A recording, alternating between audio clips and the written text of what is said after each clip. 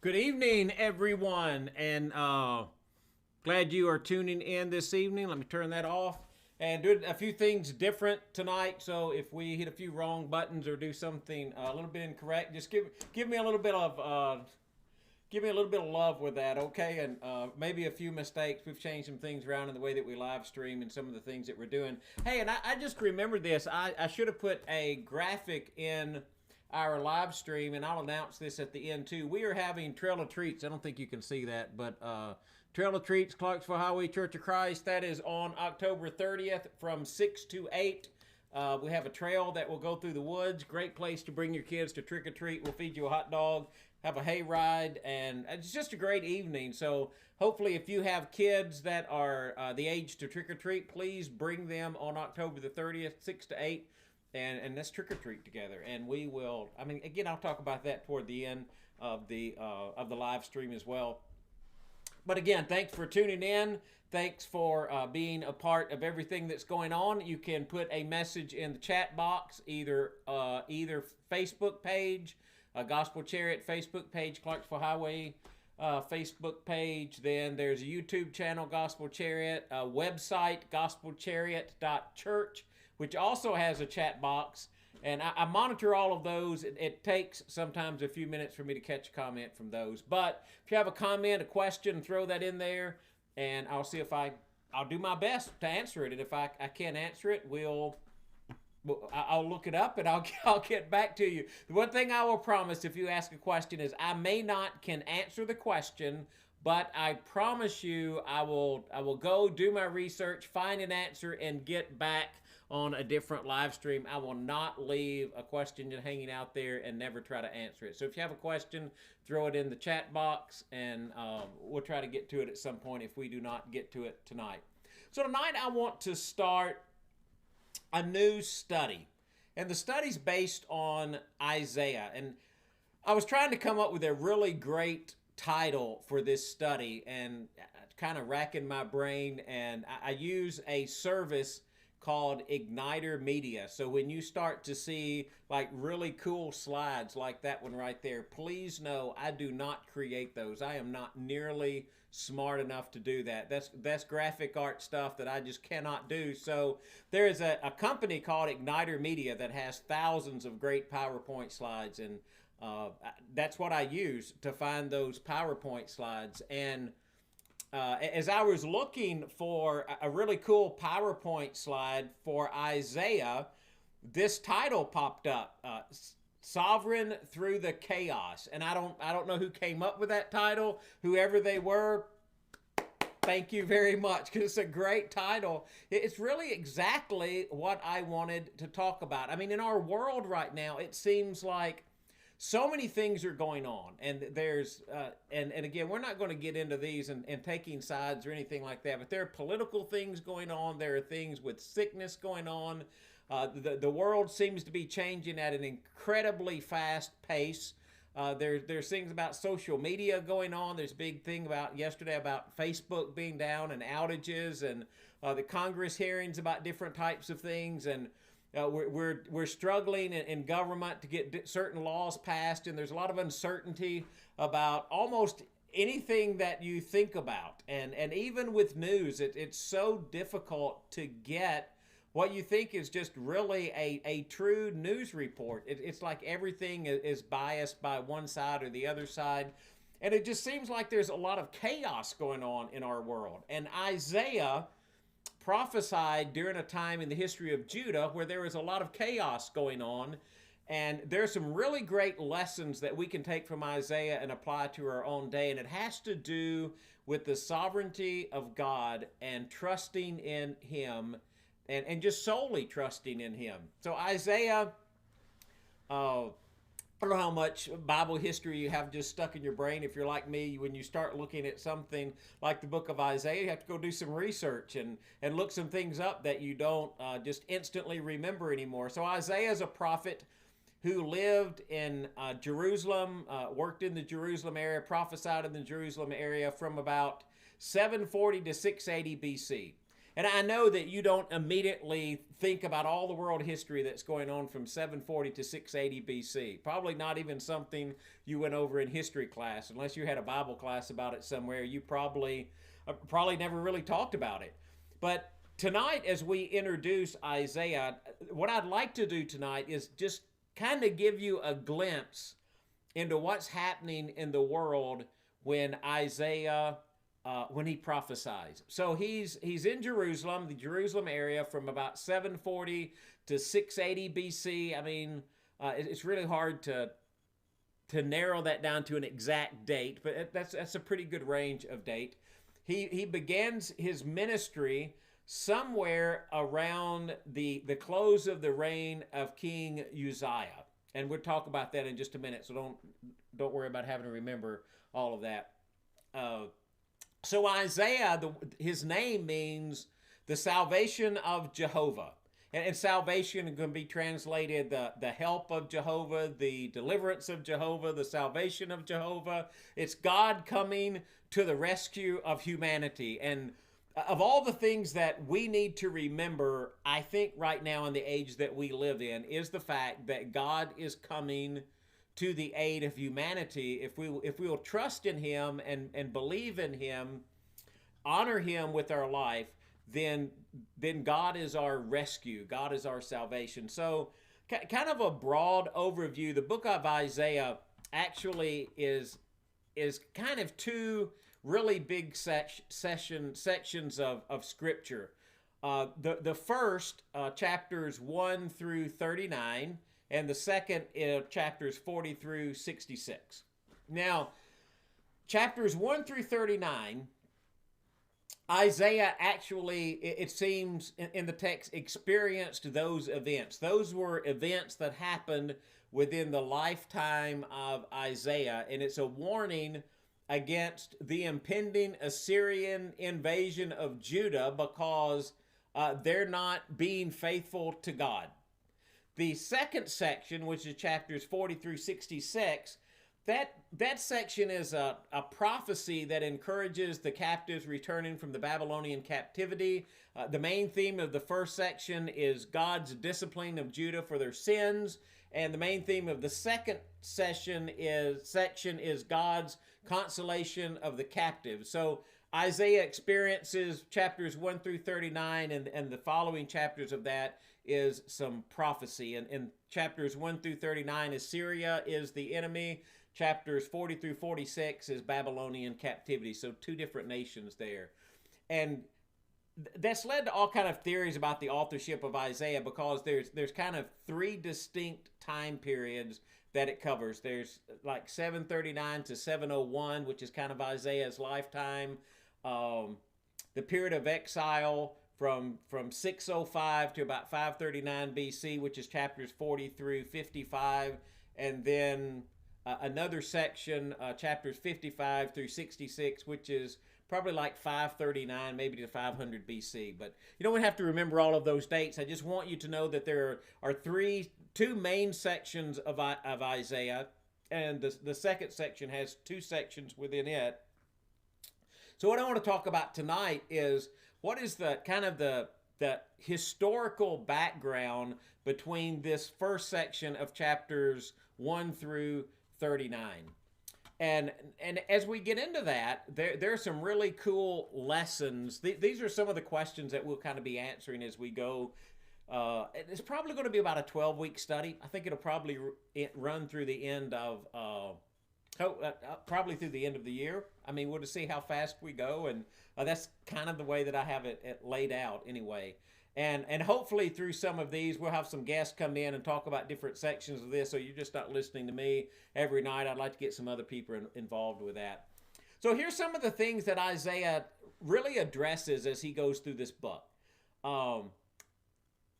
is God really sovereign if godless nations prevail in the world? Because you have Judah, who is God's chosen people. You have the invasion by the Assyrians. So is God really still God if there is this godless nation, the Assyrians, who are prevailing over the people who are considered to be the children of God?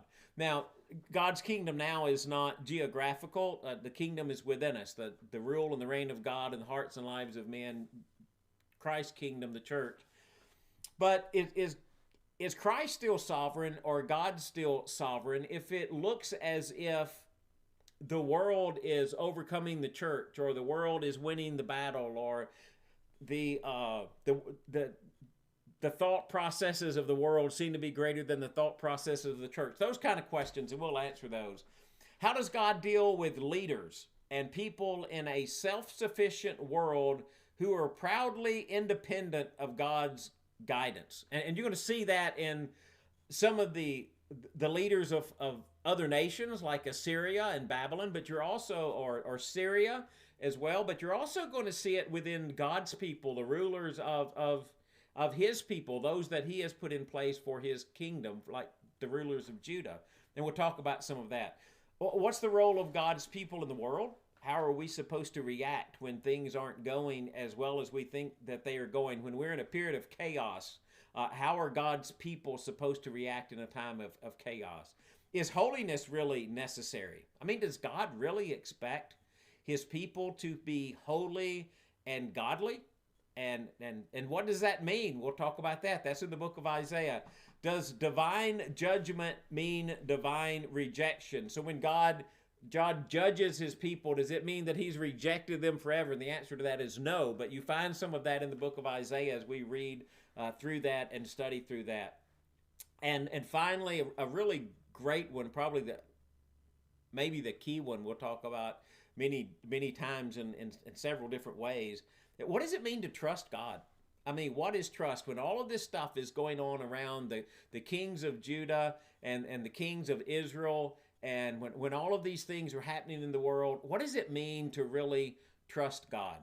So we're going to talk about those things as we go through the book of Isaiah. I'm really excited about that. But tonight, before we get into a lot of those questions, I want to look at some of the background. So if you look at the book of Isaiah, and we'll be throwing this up on the screen as well so you can see that. Hopefully, this is an aside, okay? Even though I put the Bible verses up on the screen, I hope that if you use a bound Bible, and I know we don't use these as much anymore, but one like this, one that's actually paper and ink and binding, and this kind of Bible, or whether you use an iPad type of Bible, or maybe one like this that's on your phone, I hope you have that out, because I think one of the things that's really critical for people is to get familiar with their Bible. I mean, you ought to be able to pick that thing up, and that's some ways when I start reading why I mean, sometimes it's computer driven, honestly. Sometimes it's like this where you can flip through the pages and see things. But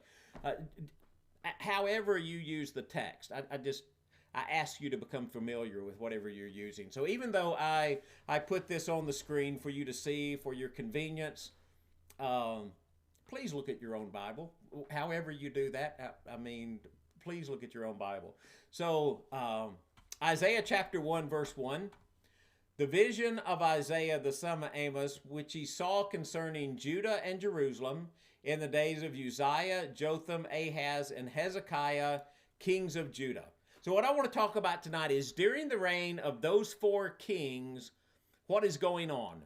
And remember that this is centered in the kings of Judah, not the kings of Israel, but those four kings are kings of Judah. So after Solomon, you have a northern kingdom, 10 tribes, a southern kingdom, Judah and Benjamin. So these are kings of the southern kingdom.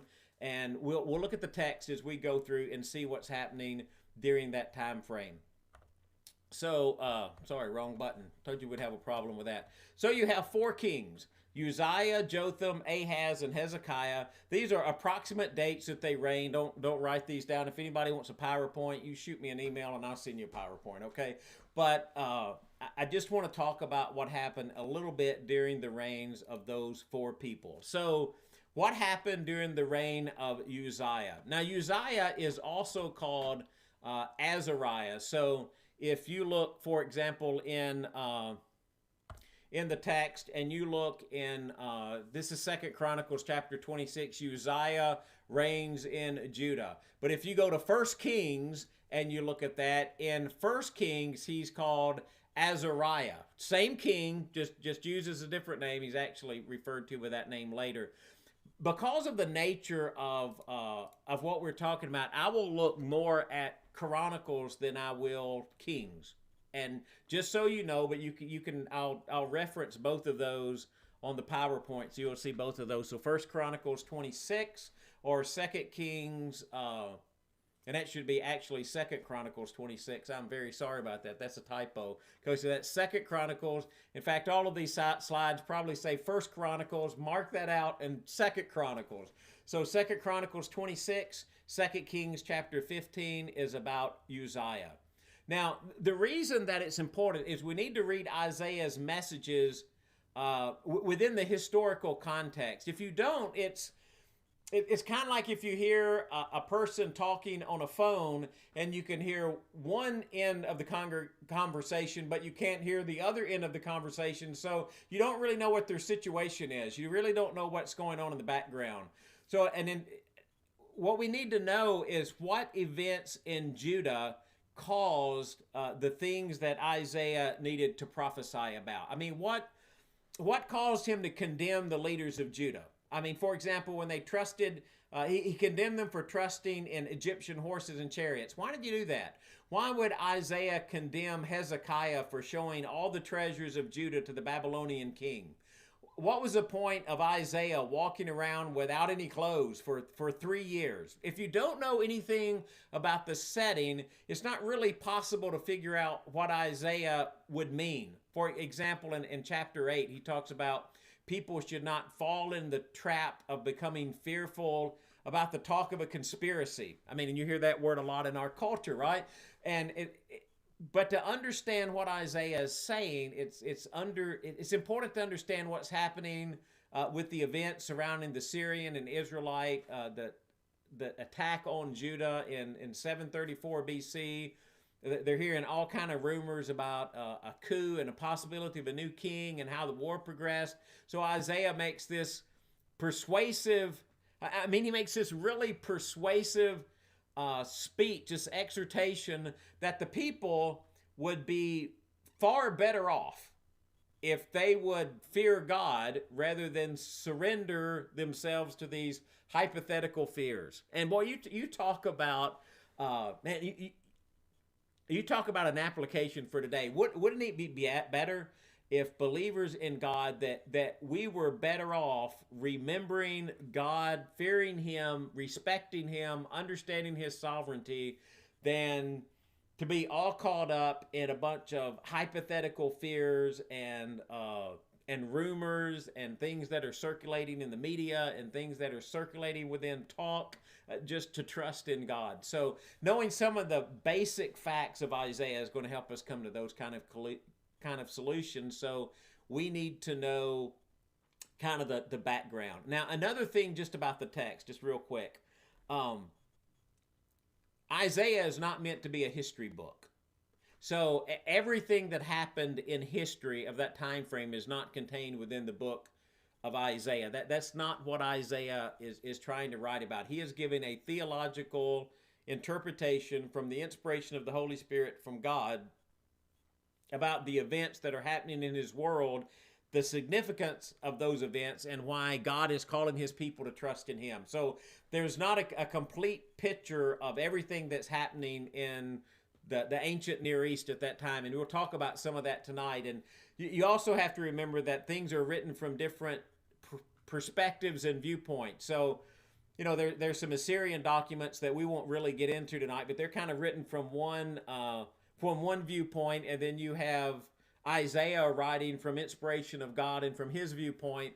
It's it's maybe I was trying to think of something comparable to that. Just kind of maybe if you saw maybe if two people saw an automobile accident and both of them gave their story. They said, okay, this is what I saw, but you would see that from two different perspectives if you were asking the question. For example, if you were interviewing the two drivers who were in the accident, then they're going to have a different interpretation and observation of what happened at that particular moment. And both could be very correct, but just remember that as we read through the text, that it's not a history book, and we'll be pulling things from other sources, just a little bit, not very much.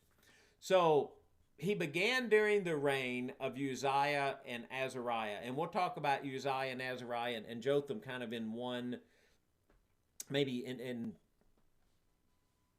it'll be in two sections, but they could have actually been combined into one. That's what I'm trying to say. So what's happening during the time of Uzziah? There's a lot of wealth in the world. I mean, it's a very prosperous time for Judah. I mean, there's it seems like there's a lot of money. He goes out, he makes war. He reigns 52 years. He makes war against those who are around him. He conquers them. It says that he seeks God through in the days of Zechariah, which is not the Zechariah who wrote the book, but Zechariah who instructed him in the fear of the Lord. He builds gates and towers, and the lands are fertile. There's large herds of cattle, and the plains. There's vine dressers in the hill. He's got a huge army of soldiers, 307,000. So he makes war with a mighty power. I mean, it says that you can read this in the text, okay? So please go and read this. But he makes shields and spears and helmets and coats of mail and bows and stones, and he made machines, that were by skilled men on the towers and the corners, and they would shoot arrows and great stones. I mean, he was marvelous, right? And everything is going well. So it's a time of really strong military power for Judah. Now, Assyria is going to become the chief enemy as we go through this. And at the time that Uzziah is in power, Assyria is in a time of weakness. There's been some famines. There have been some revolts. There's some internal problems. There's some problems of succession from one king to another, and they're trying to put down revolts. There's some countries around them that are causing problems. And so because of the weakness of Assyria, and they're not invading, they're not coming into the Palestinian area, then Uzziah is a strong, mighty power. In fact, he was so strong he grew extremely proud. And I don't know if you remember this or not, but he entered the temple of the Lord to burn incense on the altar. And Azariah was priest, and Azariah, he withstood King Uzziah, and he and 80 priests. But they said it's not for you, Uzziah, to burn incense to the Lord, but that's for the priest. But Uzziah decided he would do it anyway. I mean, I guess out of his pride. And he had the censer in his hand to burn incense, and he became angry with the priest, and leprosy broke out on his forehead by the altar of incense, and he was leprous. And because he was leprous, he couldn't go out, and because the Lord had struck him with leprosy, so he lived as a leper to the day of his death. And since he was a leper, he had to live in a separate house. He was excluded from the house of the Lord, so Jotham, his son, became co-regent, and he became a governor over the land as well. So during the time of Uzziah, remember, things are really, really going well. I mean, the success in the first part of his reign, it's the weakness of the Assyrians, but also he's trusting in God, and everything is going well for Judah. It is a time of great prosperity. So you think about, this is written about Judah and Assyria, but there are principles in there. Think about a time maybe in your life or time in our country when things are going well, and there's a lot of prosperity and a lot of things are happening, and things are just, things are just going great. And that's kind of what's going on in the time of Uzziah. And as we read through this, one of the things that happened during this time of great prosperity is that they forgot to trust in God. They were doing all of the religious things, but they weren't doing the religious thing for the right reason. And God, we'll talk about this next week. God talks about He despises their feast and their sacrifices and what they were doing because they had just forgotten to really what it meant to really trust in Him. So you have this section in the time of Uzziah, and also, after that you have this section with Jotham. You can read this in 2 Chronicles 27. Again, that's typo. Sorry about that. I don't even know how to point to that. Camera's reversed. That's funny, isn't it? In 2 Kings chapter 15, you can see that as well. So Jotham, during his time, a couple of things happen. Tilgath-Pileser III comes to power, and he doesn't come to attack at that moment, but he comes to power in Assyria. And you have to remember, when we'll see this kind of the next section of slides, when he comes to power in Assyria, things begin to change. Now, Jotham still has really strong military power. He subdues the Ammonites. But it's during this time that the text says that Rezin of Syria and Pekah, who's the king of Israel, were sent against Judah. And you're going to see that develop during the time of Ahaz, during the next king. So the first two kings, Uzziah and Jotham, things are going pretty well. I mean, the nation's doing well. We're prosperous. But during the reign of Ahaz, things begin to change. You'll find this in 2 Chronicles. Again, sorry, 2 Chronicles, not 1 Chronicles. That should be a 2. All right, 2 Chronicles 28 and 2 Kings 16. And things really start to change. Sorry about that. Could find that.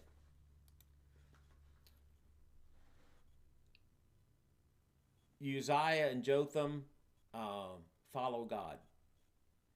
Ahaz comes along, he begins to reign, and it says he does not do what is right in the eyes of God. He walks in the ways of the king of Israel. He becomes he worships idols. Assyria is coming in, and it's starting to wage war in the Palestinian area. The Philistines start to take Ashdod and some other places as they start to march through the land.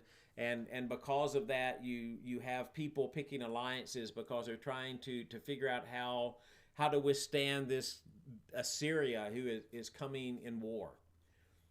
Syria and Israel start to attack Judah, and Judah is defeated because Ahab is worshiping Baal. He's making offer in the valley of the son of Hinnom, or Ben Hinnom, and he even burns his son as an offering, an abomination of the nations.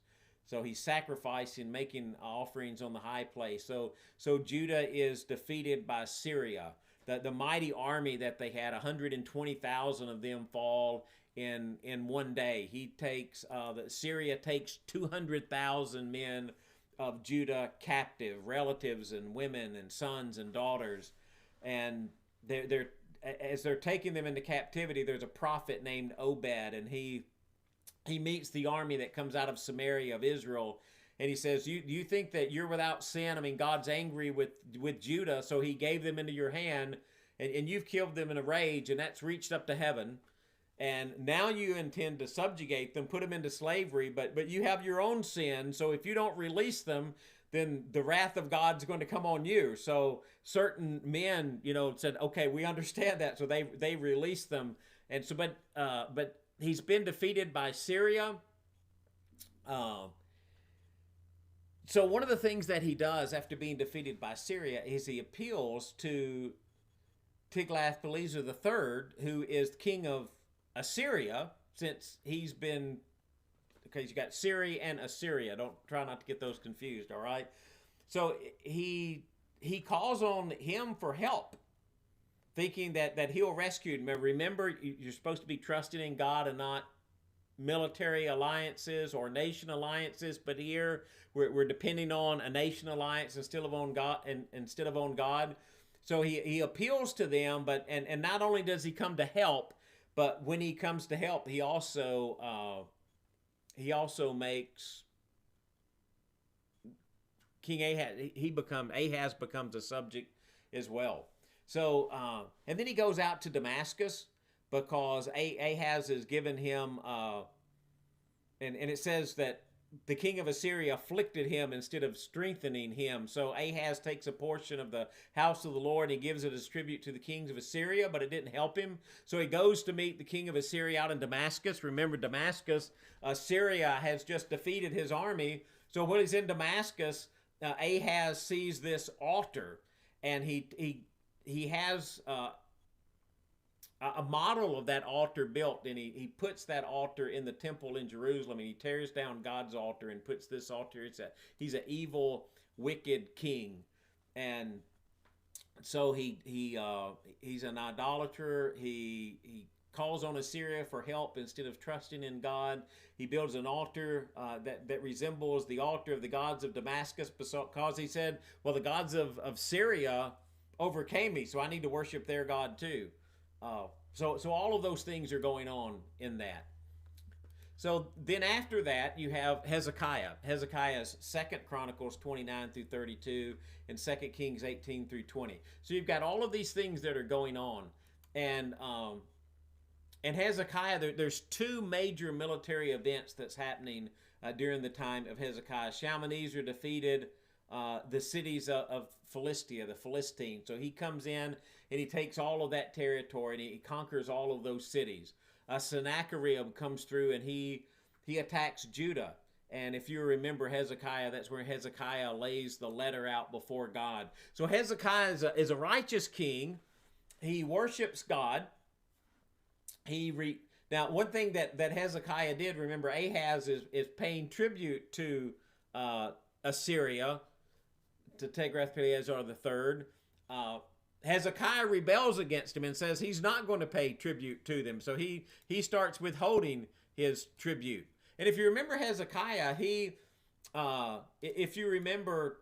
restores the temple worship. He rebuilds. He restores the altar. They celebrate the Passover again for the first time in many, many years. So he's a godly man in that sense. He's restoring worship and the temple worship. He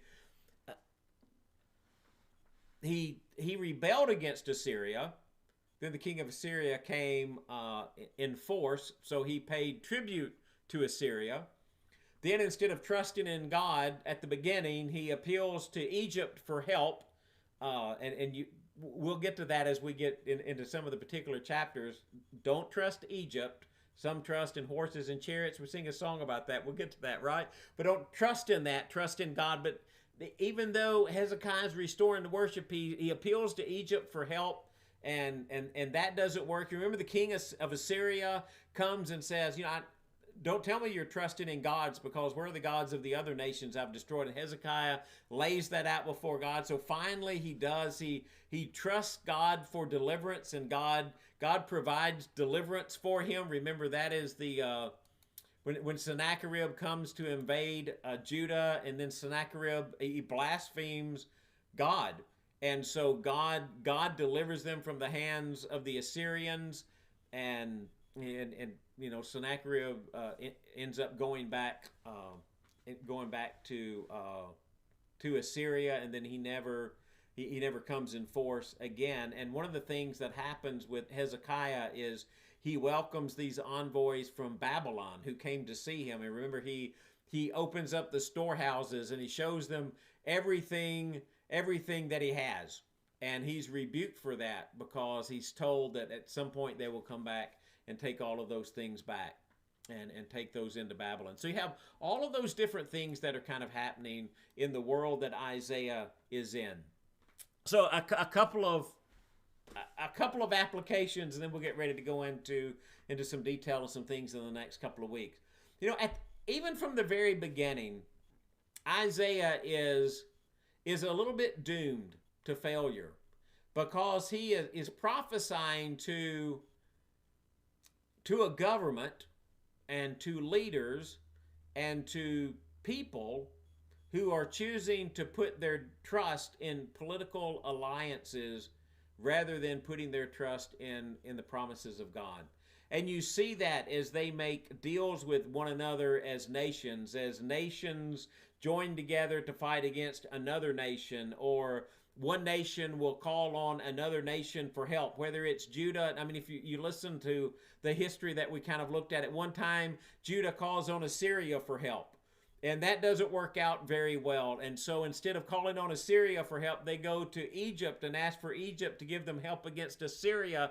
And all of that time, Isaiah is in the background saying, if you will just trust God and let God lead you through this, then you can have victory. But that doesn't happen. They don't turn back to God. They don't start following God. They rebel against God, and because of that, they are sent into captivity.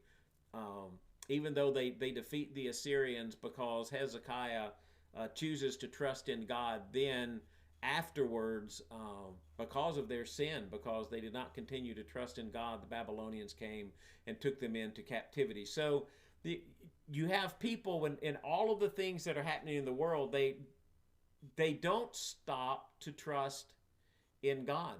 And I think that's such a great lesson for us, because with all the things that we have going on in our world, do we really trust in God?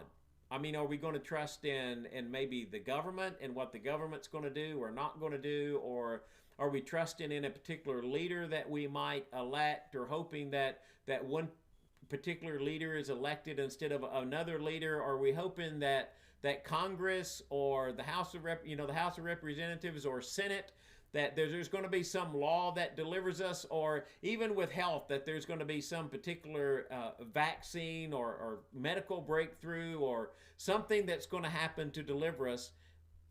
And I think if Isaiah were prophesying to us, he would say, don't forget to trust in God. Do not forget to trust in the one who can truly bring you victory. And I think as a people of God, we should really be able to relate to the struggle that the people that Isaiah is prophesying, the struggle that those people are going through. Because I think in a lot of ways, in the chaos in our world and the uncertainty in our world, we're probably going through some of the same things that they did. Not a particular nation or a particular threat, but going through the same uncertainty of wondering what is going to happen next. Kind of another lesson from that is there is this treatment of God about world leaders. You have these leaders at the time of Isaiah who, some of them are world leaders and some of them are spiritual leaders, but it's almost like they proudly ignore God. And they pretend that they are sovereignly in control of the future instead of God being in control of the future. It's like both groups have this hard time listening to the prophet's word from God, because they're both looking to foreign alliances for help. And it's difficult for the kings to come to the place where they could really trust God for everything. So that kind of historical, religious kind of backdrop, that serves as the backdrop for Isaiah's messages. And so this, even though they don't give like a really detailed historical account of everything that happened, they're primarily, I want to say that they're kind of sent in a way to persuade people to trust in God instead of trusting the Assyrians or some other force or some other group of people. So, it's really important because of that to have kind of a good background of what's happening with all of that. So here's a couple of the challenges that we have from that. One is the challenge of trusting God. So many people in our kind of self-sufficient modern world are pretty independent of God's guidance. And we want to control our own future rather than trust God. And remember, Isaiah began his ministry in the time of Uzziah, things were going really, really well. And so in a time that things are going really, really well, and there's money, and there's food, and there are large flocks, and there's prosperity, and there's peace, and all of those things, it's sometimes hard in those times for us to be dependent on God. We sometimes kind of take on this independence that we can do things without God's guidance because things are really going well. So one is just the challenge of trusting God no matter what's going on, whether things are good, things are bad, there's chaos, if there's uncertainty, that we can always trust God for who He is and what He can do in our lives. Another kind of lesson in that. Oh, sorry, didn't mean to do that. I don't think I made a slide for that. But another lesson in that is being able to trust God when there's chaos, and that's what we'll be talking about in some of this. So when things are going well, we need to remember to trust God, and when things are not going well and there's chaos and things happening in our world, we need to trust God. So as we go through this whole study, you've probably figured out by now, one of the themes of this study as we go through is to remember that God is in control. God is watching the things that happen, and God always has things perfectly in control. And trust God in a very chaotic world. So I hope tonight gave you maybe just kind of a glimpse of the people that Isaiah is writing to. I mean, sometimes we just start reading a book and we don't stop to think, okay, who is Isaiah prophesying to? So in one part of his ministry, he is prophesying to people where, man, things are going great.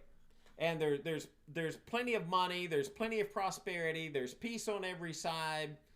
Things just couldn't be better. Then later in his ministry, he's prophesying to a group of people where this great nation is coming in conquest of everything that's around them. And can they remember, in spite of everything that's happening in their world and the way the world looks like it's forming, can they remember in that to trust God? And they struggled with that, whether they were a leader or just a resident of Judah. They struggled to know that they could trust in God and trust God for deliverance, because the world was changing so quickly, and Assyria was coming, like Assyria was going to take the whole land. And so that was a chaotic time where they're trying to figure out who do they need to be in alliance with, and who can save them, and where do they go for help. Just like we might in a lot of ways, but they didn't remember to trust God. So we'll talk through that as we go. Hey, if you are part of Clarksville Highway Sunday morning when we worship, the Sermon Sunday is about celebrating shepherds. And we're primarily going to celebrate Jeff Goldtrap. Jeff is one of our shepherds, one of the elders at Clarksville Highway, and he is getting ready. He and his family are getting ready to a new stage in life, and sadly, they're going to be leaving us. So we're going to celebrate what a great job he's done of being one of the shepherds at Clarksville Highway, and just celebrating the way that God has blessed us through Jeff and his family being part of our church family. So we'll do that Sunday. So if you can, we'd love to have you there. If you can't be there, know that you can jump in on the live stream. You can catch that at a bunch of different places, right? ClarksvilleHighwayChurch.com, GospelChariot.church, those two Facebook pages, that YouTube channel. So if you cannot be there in person, please tune in. Again, Trail of Treats coming up. I'll have a slide for this next week. I am very, very sorry. I apologize. October 30th, which is Saturday from 6 to 8, have Trail of Treats. It's a really great event. We have a trail that goes through the woods, and the kids, it's lit by lanterns. The kids can just trick or treat from table to table, catch a hayride, come back to a bonfire. Also, we'll feed you a hot dog for being here. Get food, plenty of candy, some entertainment, some prizes, food, drinks. So, treat trail for kids under 12, candy and prizes, food and drinks. So, I'll put a slide up for that next week, but please mark that on your calendar. If you are a member of Clarksville Highway and you have not volunteered yet, there is a sign-up sheet going around where you can volunteer your time, and we would greatly appreciate that. Hey, so thanks for joining in. I am glad you were here tonight. Look forward to studying Isaiah with you through the next few weeks. So please read the book of Isaiah if you can. 66 chapters. I know it's kind of one of the longer books. It won't take you that long. Just read the book of Isaiah and look forward to being with you again next week on Wednesday night and also Sunday morning. Have a great rest of the evening.